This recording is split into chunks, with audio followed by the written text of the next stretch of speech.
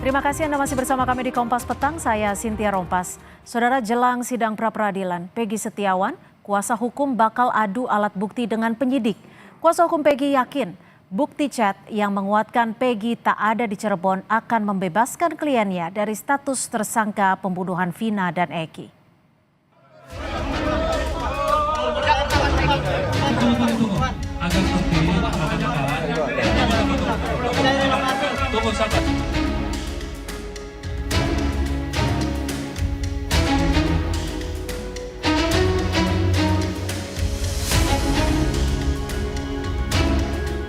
Peggy Setiawan, tersangka kasus pembunuhan Vina dan Eki di Cirebon, Jawa Barat, akan menghadapi sidang pra-peradilan pada 24 Juni 2024 mendatang. Sejumlah alat bukti telah disiapkan tim kuasa hukum Peggy untuk meyakinkan hakim bahwa jika prosedur penahanan serta status tersangka yang ditetapkan terhadap kliennya tidak tepat. Salah satu yang akan dilampirkan kuasa hukum Peggy adalah bukti percakapan kliennya dengan temannya di media sosial Facebook yang memperkuat jika Peggy berada di Bandung saat peristiwa pembunuhan Vina dan Eki terjadi di Cirebon. Kami ini tidak bersalah, tidak terlibat. Apa buktinya yang kami tidak terlibat? Tentu kami sampaikanlah beberapa dalam posita itu dari keterangan saksi-saksi yang kami punya bahwa memang Peggy Setiawan berada di Bandung. Tinggal nanti penyidik yang akan membuktikan, akan menunjukkan alat buktinya kepada hakim tunggal itu apa alat buktinya sehingga klien kami ditetapkan sebagai tersangka. Jadi baik keterangan saksi maupun chat ya itu menjadi alasan kami ya klien kami itu tidak terlibat, tidak berada di TKP.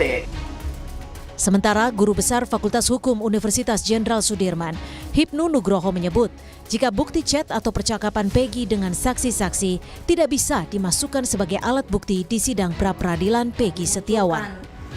Hipnu menilai pra-peradilan tidak menangani pokok perkara. Menurutnya, pra-peradilan akan menilai ada tidaknya prosedur penetapan sebagai tersangka yang terlewati oleh polisi. Peradilan itu kontrol, Mbak. Kontrol tentang suatu penetapan upaya paksa. Jadi belum masuk suatu saksi, belum masuk keterangan. Jadi istilahnya adalah belum masuk investigasi of just, tapi masih eksaminasi of just. Nah itu dipahami. Oleh karena itu, keterangan-keterangan yang sekarang ini saya kira bukan masuk kualifikasi pra-peradilan, tapi adalah kualifikasi untuk mengajukan PK, peninjauan kembali. Karena pra-peradilan itu pertama adalah bagaimana penetapan tersangka. Buktinya apa? Bukti itu adalah bukti sementara yang mendudukkan pada seseorang sebagai tersangka. Belum pada bukti yang mendudukkan bahwa dia sebagai tersangka. Peggy wajib diperiksa dulu sebagai saksi, bukan calon tersangka, sebagai saksi atas dugaan yang bersangkutan. Ini suatu konsep yang sudah diatur oleh KUHP dan tidak boleh terlewati. Kalau itu terlewati, pemeriksaan tidak dilakukan saksi dulu, berpotensi akan pra-peradilan menang. Peggy Setiawan, buron kasus pembunuhan Vina yang diburu sejak 8 tahun lalu, ditangkap polisi pada 21 Mei lalu. Usai ditangkap, Peggy ditetapkan sebagai tersangka pembunuhan Vina dan Eki. Dalam kasus ini, awalnya polisi menetapkan 3 buron, namun belakangan 2 nama buron lainnya dihapus polisi. Peggy Setiawan akan menjalani sidang pra-peradilan pada 24 Juni. Upaya ini dilakukan setelah Peggy menyatakan dirinya bukanlah Peggy alias Perong yang disebut polisi terlibat dalam kasus pembunuhan Vina dan Eki. Tim Liputan, Kompas TV. Komisioner Kompolnas Yusuf Warsi menyebut pihaknya telah melakukan pengawasan atas penanganan kasus pembunuhan Vina dan Eki yang kembali dibuka. Menurut Kompolnas, penanganan kasus ini telah dilakukan secara profesional dan transparan. Namun demikian, Kompolnas menilai perlu dilakukan audit investigasi terhadap penyidik yang terdahulu untuk memastikan profesionalitas dan akuntabilitas polisi. Hal ini dianggap perlu karena ada keluhan dari para terpidana. Sebagai pengawas tentu apalagi sudah ditegaskan oleh Pak Presiden, maka proses pengusutan kasus Vina dan Eki ini dilakukan secara profesional dan transparan. Kami sendiri memang telah memandang perlu dilakukannya audit investigatif terhadap penyidikan 8 tahun yang lalu itu agar menjelaskan akuntabilitas, profesionalitas pada saat itu, karena ada keluhan-keluhan dari para terpidana pada saat itu, terutama pada saat ditangani di Polresta Cirebon. Jelang sidang pra-peradilan Peggy Setiawan, sejumlah alat bukti telah disiapkan kuasa hukum. Apakah Peggy Setiawan berhasil memenangkan pra-peradilan dan lolos dari jerat hukum? Kita akan membahasnya bersama Kabar Reskrim Polri periode 2008-2009, Komjen Purnawirawan Susno Duaji, dan Ketua PBHI Julius Ibrani. Terima kasih sudah bergabung bersama kami di Kompas Petang. Terima kasih, selamat Sore. petang. Ya, Selamat sore, Pak Julius. Selamat sore. Saya ke Susno. Mas Julius terlebih dahulu. Mas Julius, Anda jika melihat kasus ini memungkinkan tidak jika Peggy memenangkan pra-peradilan pada 24 yang sidangnya dimulai 24 Juni mendatang? Oke, kalau dibilang kemungkinan ini nggak bisa teka-teki ya, Cynthia ya, karena sebetulnya aturan terkait dengan pra-peradilan ini rigid sekali, gitu ya. Kita merujuk pada pasal 77, lalu juga ada spesifikasi pasca putusan MK Mahkamah Konstitusi nomor 21 tahun 2014. Jadi fokusnya itu di objek yang menjadi dasar seseorang ditetapkan sebagai tersangka, seseorang dikenakan penahanan, dikenakan penangkapan atau upaya paksa itu. Nah, yang saya lihat, yang saya perhatikan dari kasus ini, memang selalu fokus pada subjek, gitu. Jadi bagaimana caranya subjek ini dicari alat buktinya agar bisa kuat penetapan tersangka dan upaya paksa lainnya, penangkapan penahanan. Nah, upaya peradilan yang harusnya diajukan ini sebetulnya upaya untuk melakukan challenge terhadap dasar penetapan tersangkanya. Nah, ini yang belum terungkap sampai saat ini juga belum terbuka terang benderang secara luas ke masyarakat. Apakah penetapan tersangkanya ini didasari oleh alat-alat bukti yang cukup? Jadi dari sini saja peluangnya sudah terbuka untuk mengajukan pra-peradilan. Terlebih lagi misalnya alat buktinya hanya dari satu sisi pihak penyidik saja dan berupa keterangan orang-orang saja tanpa dikuatkan model alat bukti yang lain, gitu. Nah, ini tentu ada human error, ada apa dan segala macam, sehingga peluang itu terbuka lebar. Jadi kalau kita bicara kemungkinan dari segi asumsi bahwa objek ini adalah keterangan-keterangan dari personal, maka tentu ada peluang untuk mengajukan pra-peradilan. Tapi tadi saya katakan perlu ada objek yang lebih kuat dari sekedar keterangan personal saksi-saksi yang kita tahu banyak distraksinya sejak pemeriksaan pertama, gitu. Saya ke Pak Susno. Pak Susno, berdasarkan pengalaman Anda sebagai Kabar Reskrim, ketika menangkap seseorang dibutuhkan dua alat bukti yang sah seperti itu. Untuk kasus Peggy Setiawan sendiri, bagaimana Anda menilainya dan membacanya? Kita menilai dari apa yang terangkat ke permukaan oleh media, ya. Apa yang disampaikan oleh penyidik melalui siaran pers, karena kita kan hanya mengamati dari situ. Kalau yang ada sekarang ini dari alat bukti 184 harus minimal 2 untuk melakukan upaya paksa penangkapan, penahanan, dan lain-lain itu, termasuk menjadikan dia tersangka. Nah, itu yang belum kelihatan. Yang nampak adalah justru yang sangat lemah. Keterangan saksi yang itu posisinya sangat lemah. Karena saksi itu lemah sekali, bisa berubah, kemudian tidak objektif, bisa berbohong, dan sebagainya. Apalagi saksi dari Peggy bertentangan dengan saksi yang dikemukakan oleh penyidik. Dan saksi dari Peggy ini harus diperiksa. Berarti kalau menurut saya, keterangan saksi itu jelas gugur. Kita lihat saja nanti, kita awasi hakimnya menggugurkan keterangan saksi itu apa tidak. Nah, yang kedua adalah petunjuk. Kalau dia mengatakan petunjuk itu berupa pisem, itu gugur juga. Kenapa? Di pisem itu tidak tercantum nama Peggy sebagai pelaku. Nah, yang ketiga dikatakan mungkin juga petunjuk adalah laporan polisi atau berupa surat atau apa, terserah menamakannya itu ya nanti ya. Itu justru yang dipersoalkan, justru laporan polisi itu mengandung cacat, itu isinya materinya banyak yang palsu gitu, keterangan yang disampaikan oleh Rudiana. Yang ketiga, kita belum melihat ada bukti-bukti saintifik yang diajukan. Nah, kalau ada bukti saintifik yang menohok, nah itu baru. Oke, Tapi Pak Susno, tapi gini, kalau seseorang memiliki status DPO, itu bisa langsung ditetapkan sebagai tersangka tidak? Karena tadi kemarin berdasarkan statement dari pakar hukum pidana, Prof. Hipnu, menyatakan meskipun sudah ditetapkan sebagai DPO, tidak serta-merta menjadi tersangka, tetap harus ada diperiksa dulu sebagai saksi. Ya tidak bisa dong. DPO itu kata siapa dia DPO?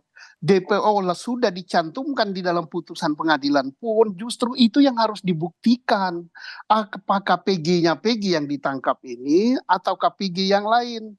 Di Jawa Barat ada ribuan DPO, jadi tidak bisa putusan pengadilan, tidak bisa juga surat DPO atau keputusan DPO dijadikan sebagai alat bukti untuk menangkap dia. Kalau hakim menjadikan itu, nah hakimnya ini perlu dipertanyakan, makanya Komisi Yudisial harus mengawasi ini. Baik, Karena ini kan hakim tunggal, putusannya final. Gitu. Oke, kami tangkap. Mas Julius, ini kan kuasa. Saya pakai kata kunci yang disampaikan Bang Susno tadi. Scientific evidence itu yang belum terlihat saat ini. Jadi kalau kita bilang oke, pakai chat itu mungkin kuat. Tapi siapa yang bisa membuktikan bahwa chat itu atau status medsos itu diposting atau diupload oleh Peggy?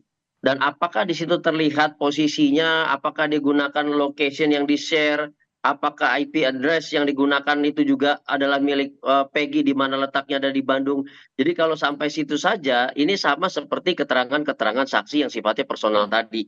Jadi makanya sebetulnya kata kunci pertama itu adalah scientific evidences. Tak pertanyakan itu dari para penyidik. Kalaupun itu tidak bisa dijawab, maka akan lebih kuat lagi ketika kuasa hukum Peggy membeberkan atau membawa scientific evidences yang lain yang lebih detail, lebih spesifik dan mengena daripada sekedar keterangan-keterangan manusia. Yang kita tahu dari awal ini banyak sekali distraksinya, banyak tekanannya, dan mungkin dipengaruhi juga oleh situasi pemberitaan yang begitu luar biasa. Gitu, Cynthia. Ada kontroversi juga dalam kasus ini. Saya ke Pak Susno, kalau Anda melihatnya dugaan keterlibatan dari Ibtu Rudiana, ayah Eki, bagaimana Anda membacanya? Ya, itu sudah nampak di media dan sudah itu porsinya daripada Propam Polri, porsinya untuk eksaminasi, porsinya untuk Kompolnas mengadakan sejauh mana dia melanggar. Nah itu sangat bermanfaat juga untuk penyidikan Peggy dan sangat bermanfaat juga untuk PK bagi terpidana yang di dalam. Tetapi apapun juga di dalam pra-peradilan ini yang harus bekerja keras itu adalah penyidik. Karena yang harus membuktikan itu penyidik. Penyidik membuktikan bahwa telah ada 2 alat bukti yang menunjukkan bahwa Peggy pelakunya. Kalau bagian penggugat ya tenang-tenang saja. Paling dia nyampaikan, oh kalau penyidik mengatakan begini, oh saya bantah dengan ini. Kalau itu saya bantah dengan ini. Jadi yang kerja keras itu adalah penyidik.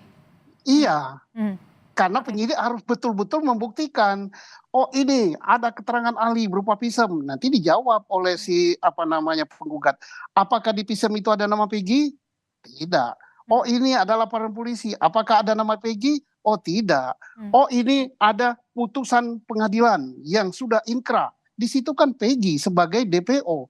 Apakah Peggy yang ditangkap ini? Justru itu yang harus dibuktikan. Oke. Jadi tugasnya ada di penyidik. Mas Julius, tapi menurut Anda sendiri perlu tidak sih hasil pemeriksaan dari Propam terhadap Ibtu Rudiana, ayah Eki ini dijelaskan kepada publik agar tidak, karena kan sekarang di publik ini seperti terjadi bola liar gitu ya, isunya jadi kemana-mana dan menimbulkan asumsi. Ya penting ya Cynthia, jadi kasus Vina ini sudah menjadi kasus publik yang tidak hanya fokus pada bagaimana keadilan ini bisa terselenggarakan dari pemeriksaan terhadap baik berkas yang lama ataupun tersangka-tersangka yang baru. Tetapi penting juga sebetulnya untuk memberikan edukasi kepada publik terkait dengan apa saja sih forum-forum pemeriksaan pengawasan yang mempengaruhi pemeriksaan dugaan tindak pidana intinya kan gitu yang utama. Siapa saja instansi-instansinya, ada Propam kah di situ, ada Kompolnas kah di situ, ada Komisi Yudisial kah dan yang lain. Nah ini penting dijelaskan agar publik sama-sama mengawasi, itu yang pertama. Yang kedua, sisi edukasinya juga supaya publik tidak terkecoh dengan berbagai macam distraksi pendapat A, pendapat B, pendapat C. Sebanyak-banyaknya penjelasan dari instansi yang relevan dan berwenang, maka pendapat publik tidak akan menjadi liar dan justru akan semakin solid. Tapi penting juga bukan hanya hasilnya Cynthia yang disampaikan kepada publik, tapi bagaimana Propam melakukan pemeriksaannya. Itu juga harus disampaikan kepada publik. Transparansi proses itu menjadi kunci akuntabilitas daripada hasil pemeriksaan, baik Kompolnas ataupun Propam itu sendiri. Jadi penting untuk disampaikan kepada publik. Tapi saya mau menambahkan satu hal lagi ya. Sebetulnya ini menjadi catatan dalam konsep besar criminal justice system kita, bukan hanya di kepolisian dan kejaksaan, yaitu ketiadaan gelar perkara. Saya pikir ini penting didorong untuk penyidik melakukan gelar perkara, baik umum ataupun khusus atas permintaan. Bagaimana caranya setiap proses itu dapat diterima dengan baik oleh berbagai macam pihak, tersangka ataupun korban, sehingga tidak banyak perdebatan di ruang publik seperti ini yang mendistraksi banyak fokus masyarakat terhadap hukum. Baik. Gitu, Cynthia. Pak Susno, kalau saat ini jelang proses ataupun sidang pra-peradilan, menurut Anda sendiri apa saja yang bisa dibawa kuasa hukum dan juga penyidik untuk saling adu bukti? Apakah proses dari pengungkapan kasus di tahun 2016 lalu bisa cukup kuat di dalam pra-peradilan ini? Kalau yang 2016 itu kan manfaatnya kan untuk PK. Tetapi yang paling bagus adalah saksi-saksi mahkota, yaitu para terpidana yang mencabut keterangannya, baik si Liga Akbar, kemudian siapa lagi. Nah itu yang penting, karena artinya kesaksian yang diberikan yang dulu kalau dipakai oleh penyidik sekarang untuk menjerat si Akbar itu udah gugur. Maka alat bukti betul berupa keterangan saksi yang dipakai penyidik udah sangat lemah. Tinggal apa lagi? Surat atau keterangan ahli itu juga lemah juga. Nah sekarang tinggal satu-satunya yang kita tidak tahu dan mudah-mudahan ini ada ya, supaya tidak menjadikan heboh, yaitu berupa scientific ya. Scientific itu nggak bisa terbantahkan. Misalnya ini DNA-nya Peggy ada di bajunya si siapa namanya Vina. Ini darahnya siapa namanya Eki ada di bajunya si siapa Peggy. Ini sidik jarinya si Peggy tertinggal di samurai yang disita. Scientific evidence. Tapi Pak Susno, terkait dengan pencabutan 2 DPO ini bisa menguatkan pra-peradilan tidak sih? Dan kalau di kepolisian itu suatu hal yang wajar tidak sih ketika DPO dicabut bahkan setelah 8 tahun berselang? Nah itu justru melemahkan daripada penyidik gitu. Kenapa? PG kan statusnya DPO juga, baik DPO yang dibuat oleh Polri, oleh penyidik, maupun DPO yang ditulis di dalam putusan pengadilan. Lah kalau itu gugur ya PG ya gugur juga dong. Jadi artinya ini menang atau tidak kalau dari syarat administratif atau syarat alat bukti udah kuat sekali, tapi tinggal kita bisa punya hakim yang jujur, yang netral, yang adil, yang cinta pada kebenaran dan keadilan, yang punya integritas atau tidak. Hanya itu aja kuncinya. Mas Julius, konstruksi hukumnya bagaimana nih? Kalau tadi Pak Susno menyebut kalau yang DPO gugur harusnya Peggy gugur juga. Menurut Anda gimana? Ya harusnya berpijak pada satu peristiwa yang sama, yang artinya satu alat bukti yang sama ya. Ketika alat bukti yang sama itu bisa menggugurkan pihak lain, bisa jadi itu peluang bagi pihak tersangka yang lain juga gugur. Kan gitu, karena tidak mungkin satu peristiwa alat buktinya beda-beda. Kan samurainya sama dan yang lainnya sama gitu. Keterangan saksinya juga bisa sama, ketika berubah ya tentu mempengaruhi tersangka satu sama lain kan itu. Tapi yang mesti dipikirkan adalah begini. Ya tadi konsep bahwa satu peristiwa dengan alat bukti yang sama, apabila ada perubahan penetapan tersangka atau DPO, tentu mempengaruhi satu sama lain, iya itu pasti. Tapi saya ingin membahas juga bahwa jangan sampai ini ada solidaritas hakim, ini paling penting Bang Susno ya. Ketika hakim yang awal telah memutuskan bersalah dengan BAP yang belum diubah dengan alat bukti dan segala macam keterangan yang memenjarakan para terpidana sekarang, jangan-jangan nanti pas pra-peradilan dia merujuk pada sesuatu yang telah diputuskan sebelumnya, putusan yang telah diputuskan sebelumnya, lalu mengatakan perubahan saat ini belum bisa menggugurkan putusan sebelumnya. Karena putusan sebelumnya adalah pokok perkara, sedangkan pra peradilan adalah mengenai objek alat bukti dan prosedur upaya paksa termasuk penetapan tersangka di dalamnya. Ini jangan sampai seperti ini. Artinya Kacau. tidak tergali kebenaran material dalam hal Ya. penetapan tersangka, penangkapan dan penahanan. Sepertinya itu yang harusnya menjadi fokus kita, Cynthia. Oke, singkat saja Pak Susno, jika Anda bisa membaca dan menilai kasus ini sebagai mantan Kabar Eskrim, kalimat apa yang bisa Anda sampaikan? Singkat saja. Iya, kalimat saya adalah kejujuran aparat penegak hukum bahwa dia cinta keadilan dan kebenaran. Itu saja. Hakimnya mari rakyat Indonesia mengawasi hakimnya. Dah.